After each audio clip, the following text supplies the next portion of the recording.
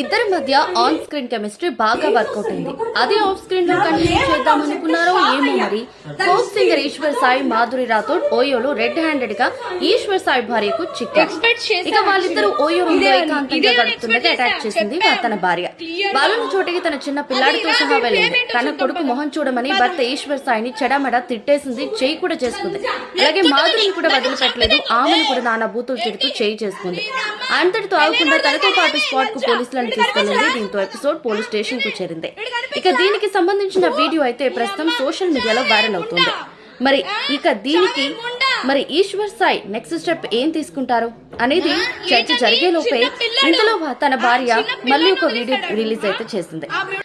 తన భర్త ఈశ్వర్ సాయి తప్పు ఒప్పుకున్నాడని, ఇక తన జోలికి వెళ్ళనని, ఈ ఒక్కసారికి నన్ను క్షమించమని, మరో ఛాన్స్ ఇవ్వమని వేడుకున్నాడని కూడా తెలిపింది. నేను కాబట్టి ఇది భరించాను, ఇంకొక ఆడదైతే సూసైడ్ వరకు వెళ్ళొచ్చేమో అని కూడా ప్రశ్నించింది. సో ఈ మ్యాటర్ అంతా చూసిన తర్వాత ఆన్ స్క్రీన్ లో ఎలాగైతే వారి పాటలు, ఫోక్ సాంగ్స్ ఎలా అయితే వైరల్ అయ్యాయో అంతకంటే కూడా ఈ వీడియో అయితే ఇప్పుడు సోషల్ మీడియాలో వైరల్ అవుతుంది. మరి ఈ సంఘటన గురించి మీరేమంటారు?